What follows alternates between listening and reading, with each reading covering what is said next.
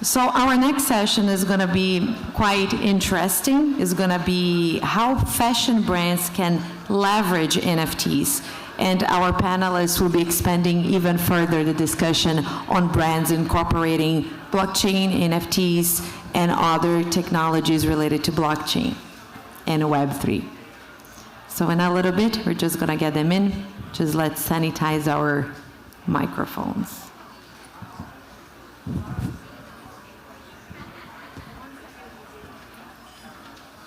Are we good?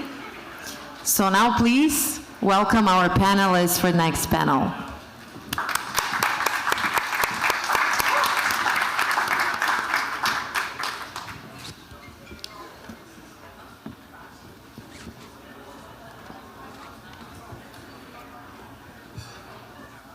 Amazing. Thanks, everyone. Welcome. Super excited for, what? Is yours on? I think mine's on, yeah. Super excited for what we're going to be chatting about today. We'll talk all about fashion brands, brands in general, leveraging NFTs, and getting more integrated into the Web3 ecosystem. So excited to kick things off. I'm Madi. I previously, before Web3, was working at Google and Facebook.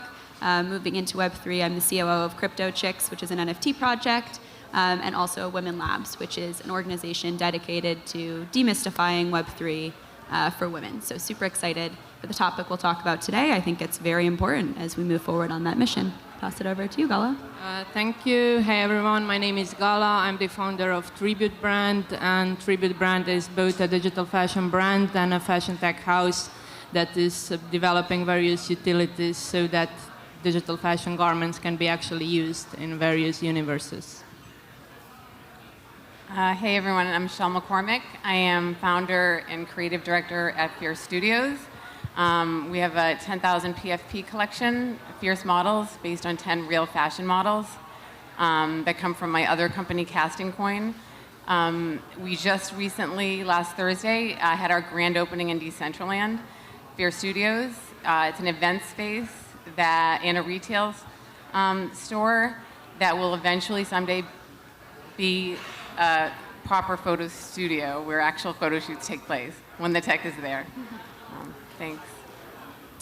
Hi, I'm Blair Breinstein. I have been a fashion illustrator for 7 years in New York City. So I partner with fashion brands to create illustrations for magazines like Vogue, and to create packaging and in-store displays for various fashion brands. And I launched my NFT collection, 1989 Sisters, in November, which features some of my favorite fashion moments throughout different decades. And I'm excited to continue to partner with fashion brands through my collection. Hey, my name is Zach Kurtz. I am the CEO of Sneaker and Streetwear Legal, or Sneaker Legal. I worked in tech companies and worked with brands doing sports and entertainment and contracts, and specifically working to get their way into the metaverse. I work with a couple of sneakerhead projects, specifically Sneakerheads, a bunch of others, and I'm a proud Clone X member. Awesome, thanks all. Very diverse backgrounds on the panel, so I'm excited for us to get to chat through some of the topics that we're working on today. So first things first, we just kind of wanted to talk through some of the different ways that brands have been moving into this space. So kind of lay the groundwork, talk through some examples, and get everyone familiar with some of the brands that we'll talk about. So one of the things that we were chatting upstairs on was kind of comparing and contrasting the way that these brands have entered this space. What's gone well, what's gone poorly. So would love to hear from some of you all and share your thoughts with the audience on that. I can start. I have experience with Tribute Brand, so we did collabs with Carolina Herrera and Jean-Paul Gaultier, but actually, to be honest, I haven't seen so far any brand doing this right, because it's very important, like for traditional fashion brands, to kind of not to look at this space as a marketing thing, but to kind of look at it as, you know, their buyers in 5 or even sooner years are all going to be there. So it's all about, you know, creating those experiences that are truly 100% made for this new world. And we, at this point, also don't know how this is going to look. But from my point of view, it's not about kind of replicating our real experiences inside the metaverse. And it's more about creating totally new fashion language and reproducing and thinking about how fashion will look and how people will actually want to look and where they will want to spend their time. I think one of the pieces of this that I love that you always talk about is it's so important for that brands that are moving into this space to think about their ethos, right, and kind of their values. What is their authentic brand, and how are they transitioning that to Web3, and being really true to the Web3 culture versus just kind of using this as a marketing play, like you were saying. So Zach, I know you had thought about this a little bit with. Yeah, I agree with both of you. I think that, to me, that's the most important thing, getting you and your followers and your customers, or whatever you really want to call them. Gala pointed out the right approach, I think. If you're treating them as customers, then they're going to be less inclined to follow you into something new or do something like that. From a sneaker aspect, I think that was sort of the first, not the first, but I think the sneaker world sort of jumped into NFTs and the metaverse a little easier than others. I don't know if it was the connection between the digital and the physical, but I feel like it was primed to make that kind of connection. Looking at it specifically with Nike, you know, they're there now. You know, they acquired Artifact in December, I think it was, and that was a different kind of transition where instead of just bringing along their followers and their customers like they will and like they have, but they went on and acquired the main industry leader, and that sort of set them apart in the market. And to me, that's another strategy, and it really is working great. If you can't sort of make another bridge to get your customers there. So yeah, so what I've noticed is I work with a lot of beauty brands, and similar to like a Web 2, when the advent of Web 2, brands when they used it, their metric for success when they started using it wasn't about money. It wasn't about the bottom line. It was about like doing what everyone else is doing and doing it like, you know, being cool like everyone else. And I think we're in that place right now. I know I've worked with some brands in NFT, you know, in Web3, and they're not asking about the bottom line. And that is like unheard of. You know, the sales cycle to actually get a deal with a brand is like so much shorter. The window of this is very small. It's definitely the time to capitalize on it. One of the examples that we were talking through upstairs was comparing Adidas's entrance into Web3 versus another brand like Pepsi, right? These are all names that we're familiar with. Adidas had some operational snafus in their drop, if anyone was paying attention, right? There were things that didn't go particularly well, but they were really well embedded in the culture, right? They understood the community nuances of the Web3 and NFT ecosystem. Versus on the other side, Pepsi had an incredibly well-oiled machine of NFT drop, but the community and cultural nuances just were not there, right? They had a bunch of really cringeworthy exchanges on Twitter. Everyone was like, oh, this is horrible. The NFT influencers are like, I can't believe they botched this so badly. And now they're really trying to claw their way back up, right? Because now these people who could have been huge advocates for them are, you know, hating it and think that it was a horrible job. But they've figured out a way to kind of, you know, bridge that gap a little bit, and they just launched in last, I think, May, a collab collection with influential women in the space, and that was super well received.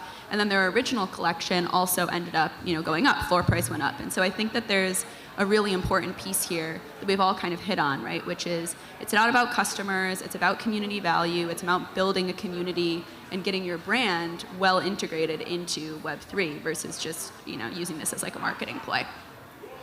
One of the other things that we wanted to chat through today was taking not only NFTs as an opportunity, but also using those NFTs to then bridge into the metaverse, right? That's something that we're all super excited about. It'll look different. We're not 100% sure whether it'll be one metaverse or multiverses of metaverse, but using NFTs as that bridge. So Gala, you want to talk a little bit about what you did with Metaverse Fashion Week? Yeah, sure. Like first, if we turn to NFTs, how we look at them, I look at them simply as a protocol.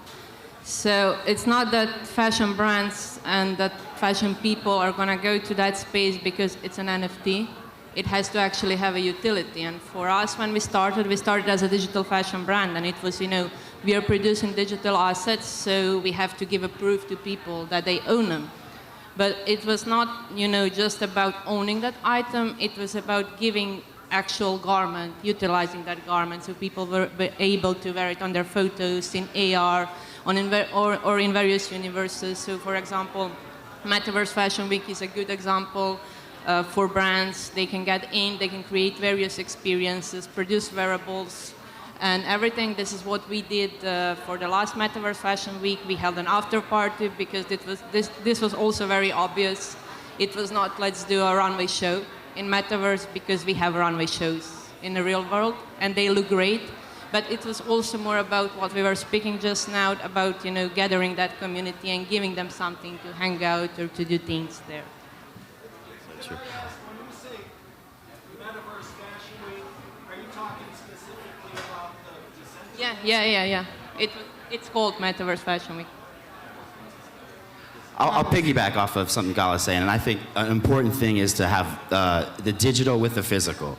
In order to get a lot of these non-believers or people who don't really understand NFTs yet without explaining the whole process to them. If you say, hey, it's just like buying another pair of shoes, except you get a piece of art with it, it's sort of, it helps ease the process in. So from a consumer's standpoint, it's a lot easier to say, oh, I have this NFT, and I'm also getting a pair of shoes coming to me in a month or 2 months and stuff. So to me, that's a very important thing for the big brands and the little brands, and just giving people who don't understand truly what the technology is or what the benefits of the technology are, something just to hold and look at. And I think that by the nature of them being non-fungible, right, you can start using NFTs as identity markers for whether a Celine bag is actually a real Celine bag or whether it was fake, right? It makes it very easy for brands, consumers to identify whether they should actually be spending money on something. But then also, because of the nature of smart contracts, brands are now able to capture that secondary sales revenue, right? And so if Zach sold me his pair of sneakers, Adidas wouldn't get any of that money. But if we have an NFT associated, they can say they want 10% of secondary sales, and that ends up being a really nice long-term or long-tail revenue opportunity for brands. Blair, I saw that you were just about to say something. I just think there's also something, comparison to be made kind of between fashion influencers and NFT collections or avatars, which is like the ability for an NFT collection has this really loyal audience that that have like-mindedness, and that potentially an avatar in the future could sell something by wearing it. And I think that's really exciting too. One of the things that we sometimes joke about, right, is that there are a whole cadre of influencers now that are spending thousands and thousands of dollars on items just to post them online, right, just so that their followers can see them. And that's 10,000 people, 100,000 people. But if you end up buying a digital wearable and you're wearing it in the metaverse, it's not limited just to the people who follow you or who you see on the street, right? It's all of a sudden hundreds and hundreds of thousands of people or millions of people, anybody that you walk past in Decentraland, anywhere. It doesn't need to be in your house just going to see your 5 friends. And so it's basically kind of this extension of the existing influencing market, right? Where originally you were only able to influence the people you saw in real life. Now you're able to influence the people that you interact with on social media. And then soon it'll be even strangers, right, in the metaverse. So I think there's a huge opportunity there for the influencers to grow. And I think that our experience, we started in crypto voxels and then we moved into Decentraland. And like the user experience just is not good. Bumping into things, and the idea is brilliant, and that's why we're in it. But I think it's important for brands to know that. And I don't know, I'm sure they do, but some of them aren't like acting like they do. But today, I saw that Balenciaga and Prada, I think, are doing something with Meta, and that's brilliant. Like that, like leveraging it for an avatar that is already there, where you don't have to like walk around. It's just sort of like an NFT. That like makes a lot of sense.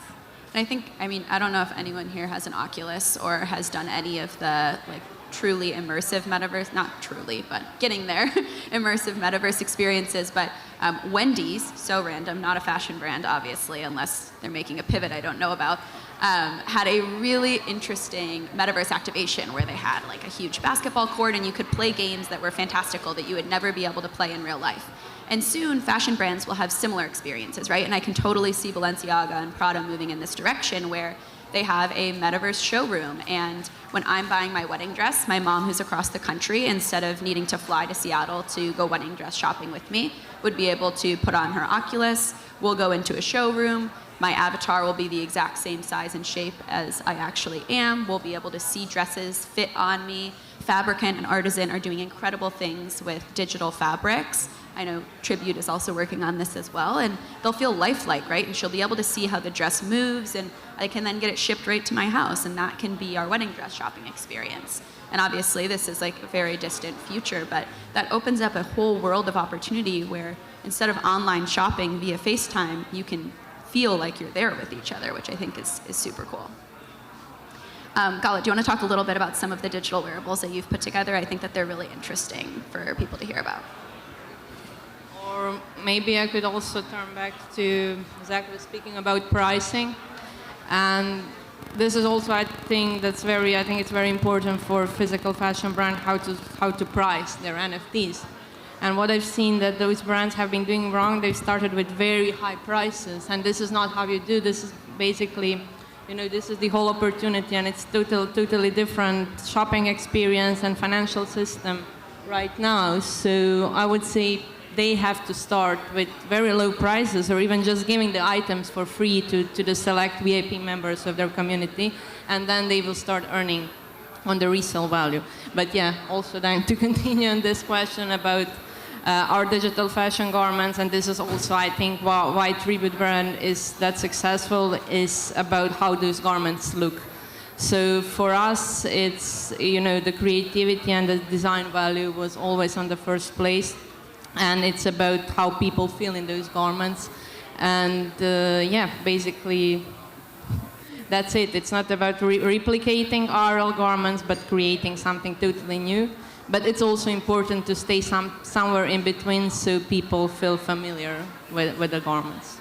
Wearables are also a really good way to build community. We dropped 5 or 6 based on our NFTs traits.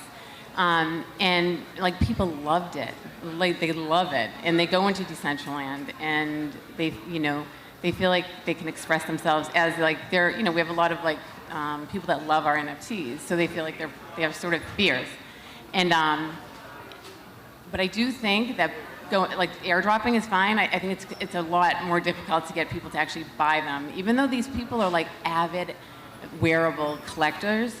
They're not gamers mostly, and so getting the wallet out is going to be challenging.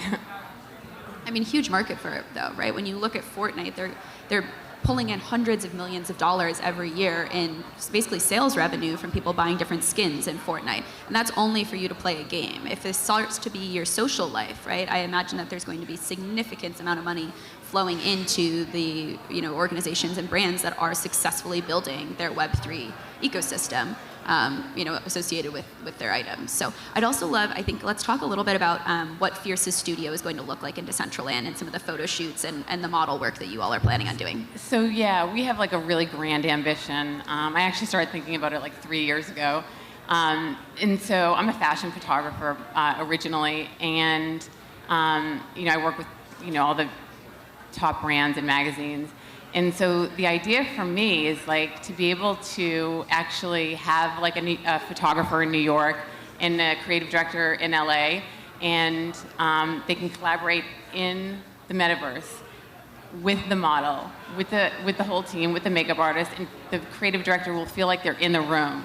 And this is like such a problem right now to solve. It's inefficient. Like a lot of it is done these days remotely on Zoom or Capture One.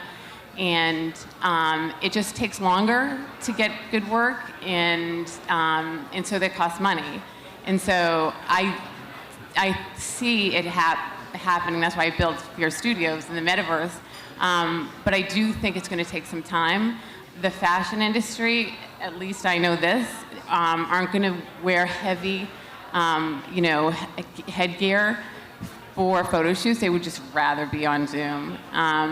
But we're planting the flag now. We have a 4th-story studio.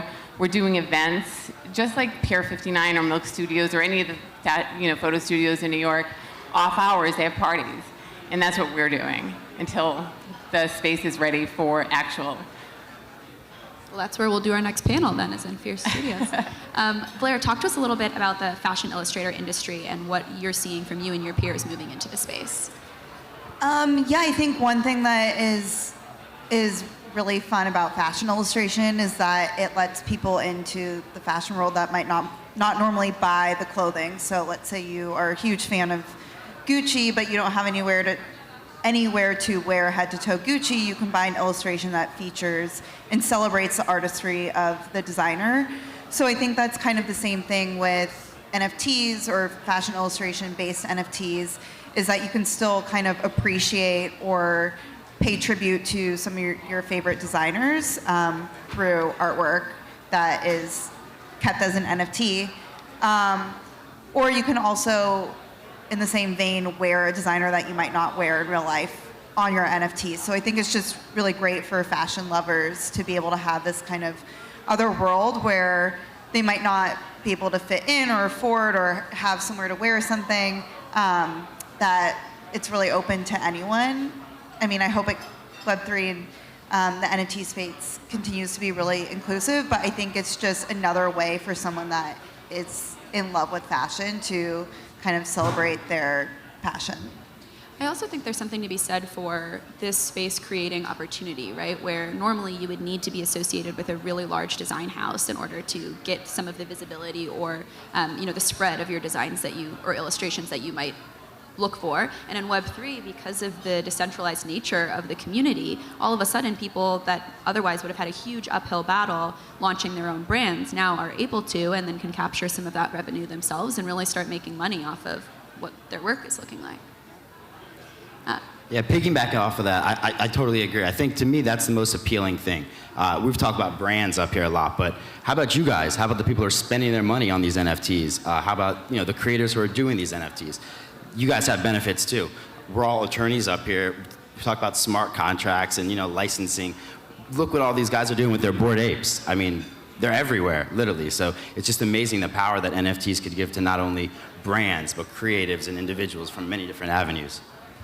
In Fierce models, the NFTs are actually getting booked for jobs. And so we have, like on our Discord, there's a casting channel and a booked channel. And whenever we have a job coming in, people, they actually, we have a template of like what your comp card should look like. They have a backstory, they name their NFT, their age, all of that. And they actually feel like, you just see it, they feel like so cool. They're like, oh my God, I'm a fashion model, I'm in New York. And like these people are all over the world. And they really feel identified with it, and they're making money. They're making a model fee. And that can just like explode, the opportunities with that. Whole world of opportunity. One of the last things that we wanted to chat through really quickly was the importance of brands moving into this space for broader adoption, right? And I think we're all, obviously, everyone here, very interested in more of the normal or normie world getting into Web3. And I think one of the ways that we're going to see the needle really moved is as brands that are household names that people feel comfortable with getting into the space, more and more people, especially women, I think, will start feeling comfortable with Web3. Instead of it being like the dark web and Silk Road and kind of bad vibes, it'll start to be something that's much more normal and exciting to them. And so I know we were talking about this upstairs. Would love to give everyone a chance to talk about that. Yeah, I'll touch on it quickly. I've talked about it before. To me, I think that the digital to the physical, having that physical aspect is going to bring these consumers. A brand that I follow, N-State, they're great. It's a new company, and they've been matching physical sneakers with actual NFTs. Not only do they do that, but they have NFC technology. So it's authenticating and putting that sneaker on the blockchain, which is really what this technology is for, and which is what excites me. So I think that's a huge thing, wearables, digital, and physical. Also, Shopify, I'm so impressed with what they're doing. They're like hugely moving the needle.